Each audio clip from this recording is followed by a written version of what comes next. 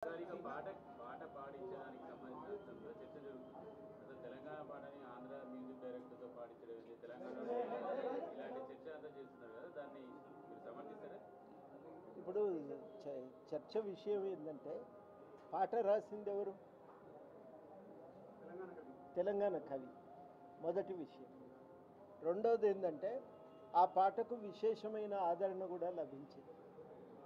తెలంగాణ కవి, తెలంగాణ గాయకుడు రాసి పాడిన పాటకు ఒక రాష్ట్రీయ గీత హోదా లభించటం అందరం సంతోషపడుతున్న సమయం ఇది. ఈ రాష్ట్రీయ గీతంగా దానికి ఒక గుర్తింపు లభించటమే కాదు, ఇవాళ దాన్ని మరి అధికారికంగా దాన్ని ప్రజెంట్ చేయాలనుకున్నప్పుడు, ప్రజల ముందు పెట్టాలనుకుంటున్నప్పుడు మంచి సంగీతంతో అది రావాలని కవి గాయకుడు కోరుకోవటం సహజం. దాన్ని ఆయన రకరకాలుగా జాతీయ స్థాయిలో ఉన్న కళాకారులను, సంగీత దర్శకులను దృష్టిలో పెట్టుకొని రకరకాల ప్రయత్నాలు చేసిన తర్వాత ఉన్న దాంట్లో కీరవాణి గారు బాగుంటారని వారు ఒక నిర్ణయం చేసుకోవటం జరిగింది. తెలంగాణ కవి, తెలంగాణ గీతము తెలంగాణ కోసమే జాతీయ గీతంగా తయారు చేసుకున్నప్పుడు అత్యుత్తమంగా ప్రజెంట్ చేయడానికి ఎట్లయితే బాగుంటుంది అనేది కళాకారులకు ఆ మాత్రం స్వేచ్ఛ కూడా మనం ఇవ్వకపోతే కూడా కష్టమవుతుంది. ఆయన ప్రజెంటేషన్ ఎట్లా రావాలనేది ఆయన కొంత వదిలేయాల్సినటువంటి అవసరమే కదా. కాబట్టి నేను అనేది ఏంటంటే, జాతీయ గీతంగా ఇన్నాళ్ళు మనం గౌరవంగా పాడుకున్నాం, దాన్ని ఎంత ఉన్నతంగా వీలైతే అంత ఉన్నతంగా ప్రజెంట్ చేయాలని ఆ కవి గాయకుడు మనం భావించినప్పుడు దాన్ని గౌరవించడం మేలని చెప్పి నేను భావిస్తూ ఉన్నా. చిహ్నము ఇంకా కాలేదు కదా. చిహ్నము మీద నేను కూడా ఒక మాట ఏమనుకున్నానంటే, గత ప్రభుత్వం వాస్తవానికి ఒక చర్చ చేసి ఉంటే ఇవాళ వివాదానికి ఆస్కారమే ఉండేది కాదు.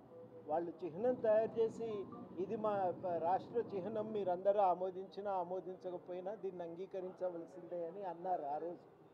ఆ రోజు చాలామంది రకరకాల అభ్యంతరాలు ఉన్నా ఏం చేయలేని పరిస్థితి.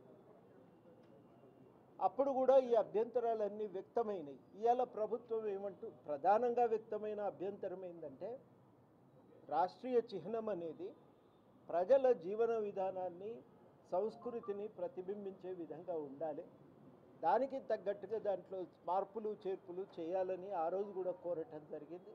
ఆ ప్రయత్నం ఆ రోజు జరగలేదు. ఇవాళ తప్పనిసరిగా ఒక అవకాశం దొరికింది, మార్చుకోవచ్చు అన్నప్పుడు తప్పకుండా మార్పులు చేర్పులు జరగాలి. అయితే ఇక్కడ కీలకమైందంటే, దానిపైన విస్తృతమైన చర్చ జరగాలి, జనాభిప్రాయ సేకరణ ఉండి ఒక విస్తృత ఏకాభిప్రాయం, అప్పుడు జరిగిన పొరపాటు పునరావృతం కాకుండా విస్తృత ఏకాభిప్రాయాన్ని సాధించే ప్రయత్నం అయితే జరగాలి. ఆ ప్రయత్నం ప్రభుత్వం హామీ ఇచ్చింది, చేస్తాం. మేము అందరినీ సంప్రదిస్తాం, అవసరమైతే అసెంబ్లీలో కూడా చర్చ చేసి దాన్ని ఆమోదిస్తామని అన్నారు. కాబట్టి ఒక ప్రజాస్వామిక పద్ధతుల్లో చర్చ జరిగి దాన్ని ఇంకింత మెరుగ్గా తీర్చిదిద్ది తెలంగాణ జనజీవితాన్ని కూడా ప్రతిబింబించే విధంగా మెరుగుపరుచుకునే ప్రయత్నం జరిగినప్పుడు అంత అభ్యంతరాలు ఉండవలసిన అవసరం లేదు. తొందరపాటున మళ్ళీ ఒకరిద్దరు కూర్చొని నిర్ణయించి ప్రజల మీద రుద్దితే తప్పవుతుంది. అది ప్రజలందరి యొక్క సమ్మతితో పెంపొందించుకోగలిగితే ఉన్నతంగా ఉంటుంది. ఆ ప్రయత్నం చేస్తామని ఒక మాట ఇవ్వటం జరిగింది. నేను అనుకుంటున్నా వ్యక్తిగతంగా, నా అభిప్రాయం. ఎందుకంటే ప్రజల జీవితం దాంట్లో ప్రతిబింబించట్లేదు. మీరు ఏ లోగో తీసుకున్నా ప్రజా జీవితం ప్రతిబింబించాలి దాంట్లో, అది ప్రతిబింబించట్లేదు. 4 కట్టడాలను ఒక దగ్గర వేసినట్టుగానే ఉన్నది తప్ప కానీ ఒక ప్రజా జీవితాన్ని ప్రతిబింబించే ప్రయత్నం అయితే చేయటం లేదు.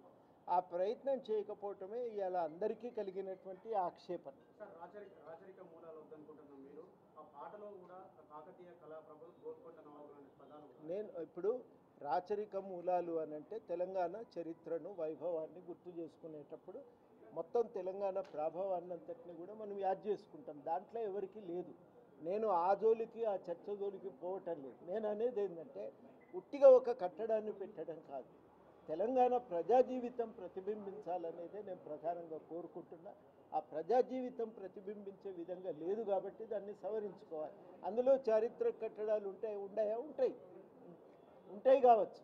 దాన్ని తుది రూపం ఇచ్చినాక ఏ ఫామ్లో వస్తుంది మనకు తెలియదు. చర్చ అది కాదు. చర్చ ప్రజలు కూడా కనబడతారా లేదా అనేదే చాలా కీలకం.